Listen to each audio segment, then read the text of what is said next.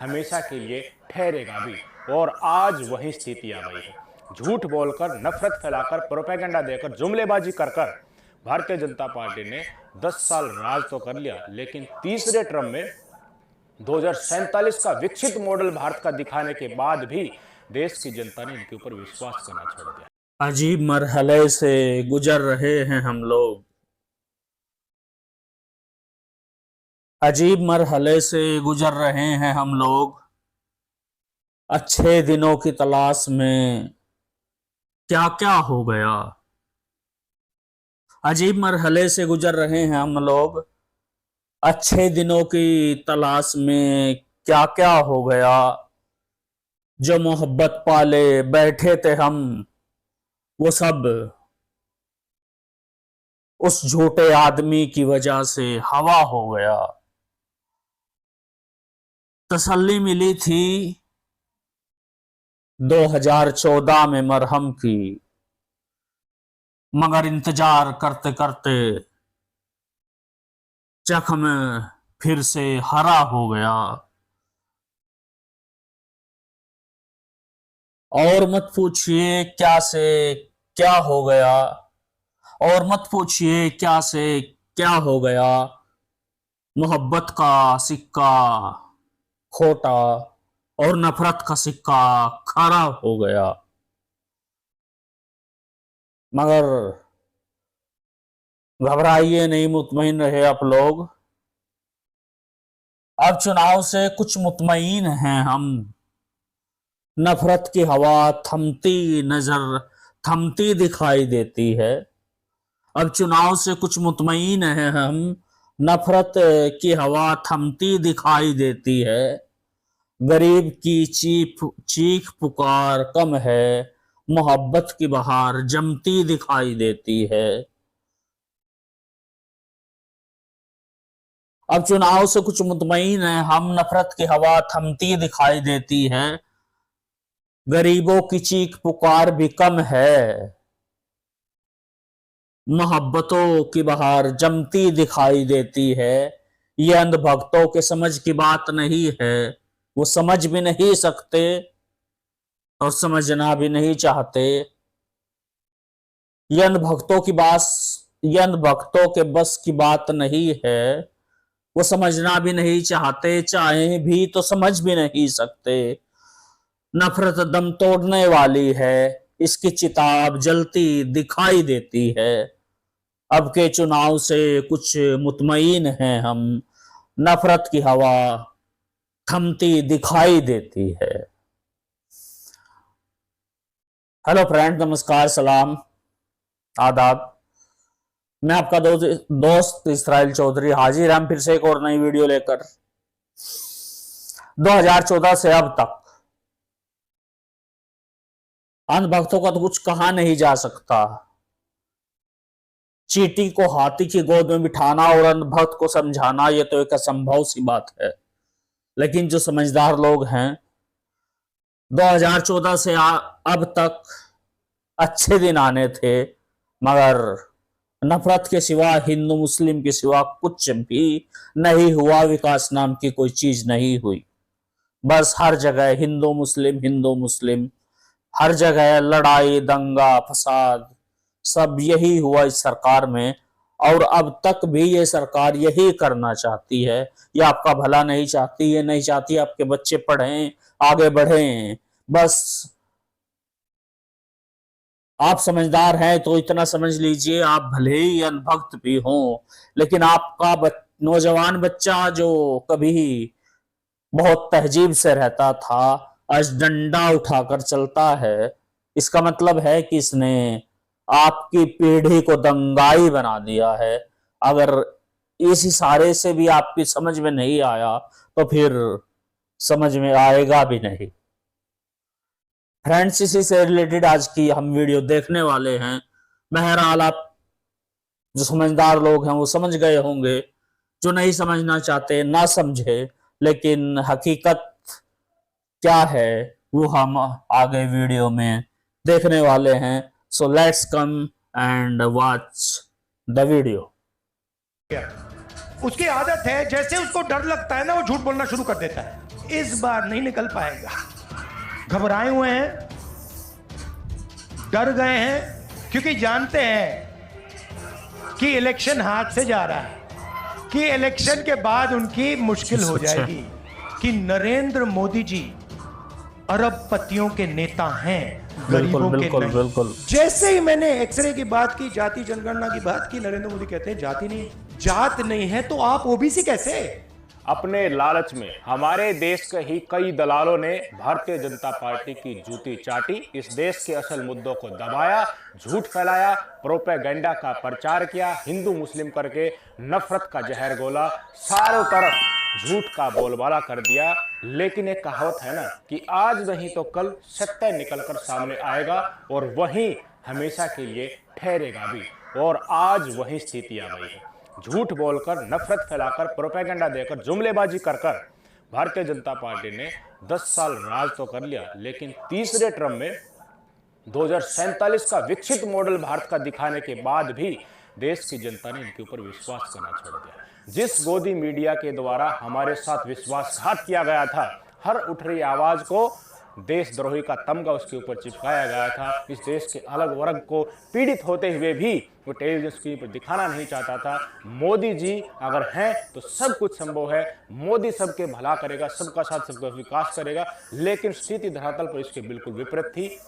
तो देश की जनता ने धीरे धीरे इस देश की गोदी मीडिया पर विश्वास करना ही छोड़ दिया। बिल्कुल। ये मोदी सत्ता वाले अरबों खरबों रुपए प्रचार में खर्च करते रहे, गोदी मीडिया को खिलाते रहे, भारतीय जनता पार्टी और आईटी सेल वाले प्रोपेगेंडा में पानी की तरह पैसा बहाते रहे, लेकिन जनता ने उसके ऊपर भी विश्वास करना छोड़ दिया। पहले चरण के मतदान ने दिखा दिया कि इस देश की जनता का मूड बदल चुका है, इनके झूठ और प्रोपेगेंडा में इनका विश्वास जनता का बिल्कुल भी नहीं रहा। तो इन्होंने खुद अब झूठ और नफरत में कूदने का फैसला लिया कि गोदी मीडिया को लोग देखते नहीं है, इन आईटीएसएल वाले बेनकाब हो चुके हैं। ट्रोल्स जो सोशल मीडिया पर इनके मौजूद हैं, व्हाट्सएप यूनिवर्सिटी में इनके मैसेज जो आते हैं वो 2-3 दिन बाद इनके फेक निकलते हैं, तो इनका तमगा इनके ऊपर जो लगा हुआ था कि झूठ और प्रोपेगेंडा फैलाते हैं, वो स्थायी इनके ऊपर हो गया है। धीरे धीरे सच निकलकर बाहर आने लगा। प्रधानमंत्री नरेंद्र मोदी जी ने आखिरी ब्रह्मास्त्र चला है, कांग्रेस के मैनिफेस्टो को, विपक्षी पार्टियों को देशद्रोही का तमगा उनके ऊपर चिपकाने के लिए, झूठ और प्रोपेगेंडा फैलाने के लिए। राहुल गांधी ने जिन जिन मुद्दों को उठाया, जातीय जनगणना का मुद्दा उठाया, तो मोदी जी ने ओबीसी के ऊपर बोलना बिल्कुल बंद कर दिया। उसके पहले वो ओबीसी थे, ओबीसी समाज की इज्जत को नहीं चिंता थी, उसके कितना गिर गया यार, भी चली गई थी चोर को चोर कहने पर। लेकिन जैसे ही जातीय जनगणना का मुद्दा आता है, उनके लिए सिर्फ 2 जाति बन जाती है, अमीर और गरीब। जैसे ही पहले चरण के मतदान के रुझान आते हैं, इनको कांग्रेस का मैनिफेस्टो याद आ जाता है। उससे पहले 2047 का विकसित राष्ट्र याद आ रहा था, मोदी की गारंटी चल रही थी, 400 पार नारा चल रहा था। लेकिन पहले चरण के मतदान होते ही इनको पता चल गया कि कांग्रेस पार्टी की मैनिफेस्टो देश की जनता में जगह बना रहा है, तो उसको देश विरोधी बता रहे, महिलाओं के मंगलसूत्र छीनने वाला बता रहे हैं, इनहेरिटेंस टैक्स लगाकर आपके पैसे ज्यादा बच्चों वालों में बांट देंगे, घुसपैठियों में बांट देंगे। कांग्रेस के नेताओं ने तो कहा जी एक्सरे करूंगा एक्सरे। सिर्फ इन बातों पर नरेंद्र मोदी उतरा है। उनका एक भी स्पीच फर्स्ट फेज के मतदान के बाद उठाकर देख लेना, रोजगार महंगाई का जिक्र नहीं होगा। सिर्फ और सिर्फ कांग्रेस, राहुल गांधी, प्रियंका गांधी और विपक्ष के नेताओं के ऊपर हमला बोलना होगा। कांग्रेस आ गई तो देश का सत्यानाश हो जाएगा। सिर्फ ये बातें उनके मन में आपको देखने को मिलेंगी। विपक्षी पार्टियों के लिए सिर्फ झूठ और प्रोपेगेंडा। लेकिन जिस तरीके से राहुल गांधी ने भारतीय जनता पार्टी को डिफीट करते हुए, झूठ से लड़ते हुए 2 यात्राएं निकाल दी, और आज इस मौजूदा समय में भी वो इतने परिपक्व हो चुके हैं कि ट्रोल से उन्हें कोई फर्क नहीं पड़ता है। उनकी पार्टी से टूटकर लोग दूसरी पार्टी में जा रहे हैं दबाव और लालच में, उनसे उनको कोई फर्क नहीं पड़ता है। जिस लाइन पर वो चले थे उस लाइन को चलते हुए उन्होंने अपनी रीढ़ इतनी मजबूत कर ली है कि वो हर सवाल का जवाब देने लगे हैं, और कांग्रेस के मैनिफेस्टो देश की जनता में जगह बनाने के लिए कामयाब हो गया है। विपक्ष ने अपना नैरेटिव जनता के सामने जो रखा था वो लोगों के दिलों में पहुंच चुका है। हर महिला को 1 लाख, हर बेरोजगार को 1 लाख, किसानों को एमएसपी दी जाएगी, किसान आयोग बनाया जाएगा, कर्ज माफी की जाएगी। जो जो वर्ग पीड़ित था, सड़क पर सरकार से हक मांगने के लिए आया था, रोजगार नौकरी उनको लाठियां मिली, किसान एमएसपी मांगने के लिए आए थे, महिलाएं अपने अत्याचार के खिलाफ आवाज उठाने के लिए आई थी, उन सब की सुनी किसने? राहुल गांधी ने। और दिल तक क्यों जा रही है? क्योंकि लोगों के दरवाजे तक राहुल गांधी इस देश में 2 बार भारत जोड़ो यात्रा करके आए हैं, तो जो मैनिफेस्टो बना उसको स्वाभाविक था वो लोगों के दिल में जगह बनाएगा। वीडियो दिखाना चाहता हूं। राहुल गांधी ने नरेंद्र मोदी को सीधा, जो संघियों की भाषा होती है ना, ये तू तड़ाक वाली करते हैं, तो जो जिसके लायक है उसको इसी तरह की भाषा में जवाब देना चाहिए। तो वैसे ही भाषा में राहुल गांधी ने इनको जवाब देना शुरू कर दिया है कि जब जब झूठ का पर्दाफाश होता है नरेंद्र मोदी थरथराने लगता है, डरने लगता है, इसके हाथ से इलेक्शन निकल रहा है, ये झूठ और प्रोपेगेंडा और नफरत फैला रहा है। अब ये जा रहा है सीधे तू तड़ाक वाली भाषा में। नरेंद्र मोदी को चुनौती राहुल गांधी ने दे दी। वीडियो आपके साथ। नरेंद्र मोदी जी का काम आपके ध्यान को इधर उधर करने का है। घबराए हुए हैं, डर गए हैं, क्योंकि जानते हैं कि इलेक्शन हाथ से जा रहा है और इलेक्टोरल बॉन्ड्स में इतनी चोरी हुई है कि इलेक्शन के बाद उनकी मुश्किल हो जाएगी। वो जानते हैं कि हिंदुस्तान की जनता बात समझ गई है। वो जानते हैं कि हिंदुस्तान की जनता इस चुनाव में संविधान की रक्षा करने के लिए खड़ी हो गई है और वो जानते हैं कि हिंदुस्तान की जनता समझ गई है कि नरेंद्र मोदी जी अरबपतियों के नेता हैं, गरीबों के नहीं। जैसे ही मैंने ये देश के इसमें कोई एक्सरे की शक बात नहीं की, है। नरेंद्र मोदी कांपने लग गया। उसकी आदत है, जैसे उसको डर लगता है ना, वो झूठ बोलना शुरू कर देता है। जैसे ही उसको डर लगता है वो कभी पाकिस्तान की बात करेगा, कभी चाइना की बात करेगा, तो एक के बाद एक झूठ बोल रहा है। मगर इस बार नहीं निकल पाएगा। राहुल गांधी लगातार सत्यता के रास्ते पर चलते रहे। इनकी पप्पू वाली छवि मिट गई धीरे धीरे। ये देश की जनता को कम जानते हैं, इनको लाल मिर्च और काली मिर्च और हरी मिर्च में फर्क नहीं पता है। ये अपरिपक्व हैं। इनको इस देश की जनता का सारे हिस्से में क्या होता है, किसान कैसे काम करते हैं, चीजों की पता नहीं है। ये फोर्सफुली राजनीति में लाए गए हैं। इन तमाम मिथ्याओं के ऊपर से धीरे धीरे सारा पर्दा हट चुका है और आज स्थिति ये बन गई है कि राहुल गांधी मुख से जो जुबान निकालते हैं, जो स्टेटमेंट देता है, उनका प्रत्युत्तर में नरेंद्र मोदी जी और बड़े आका चाणक्य जी अमित शाह को जवाब देना पड़ रहा है। पूरा भाजपा IT सेल पूरे देश के मुद्दों को छोड़ करके राहुल गांधी के पीछे लगा दिया गया है। मोदी जी ने 10 साल देश को कहा कि मैं ओबीसी हूं। पंडित जैसे ही मैंने एक्सरे की बात की, जाति जनगणना की बात की, नरेंद्र मोदी कहते हैं जाति नहीं।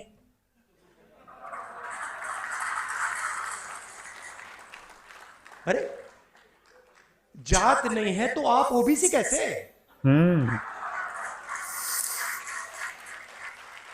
फिर आपको उस टाइम कहना था मेरी तो कोई जात ही नहीं है। और फिर कहते हैं हिंदुस्तान में सिर्फ 2 जात हैं, अमीर और गरीब। ठीक है, अगर आप ये बात मानते हो कि हिंदुस्तान में सिर्फ 2 जात है, अमीर और गरीब, तो मैं आपसे कहता हूं कि गरीबों की लिस्ट निकालिए, उसमें आपको ओबीसी, दलित, आदिवासी मिल जाएंगे। और अमीरों की लिस्ट निकालिए, उसमें आपको एक दलित, एक आदिवासी, एक पिछड़ा नहीं मिलेगा, नहीं मिलेगा। इससे पहले भी राहुल गांधी की एक वीडियो काट छाट कर वायरल की थी, जिसमें राहुल गांधी ने कहा था कि हमें अनुसूचित जाति, जनजाति, schedule caste, schedule tribe, minorities, जितने भी सवर्ण क्लास के गरीब हैं, उन सबको हम आवंटित करेंगे। उनका हक जो चंद लोगों ने मोदी सरकार में मार रखा है, उनका हक, करोड़पति, चंद अरबपति बनाए गए हैं मोदी सरकार के द्वारा, हम बहुत सारे लखपति बनाएंगे। इस वीडियो को काट छाट कर उन्होंने कहा कि देखिए ये तो एक तरीके से देश की जनता से पैसा इकट्ठा करेंगे और माइनॉरिटीज में बांट देंगे। वो बेनकाब हो गया, वो झूठ नहीं चला। अब फिर से झूठ बोला जा रहा है।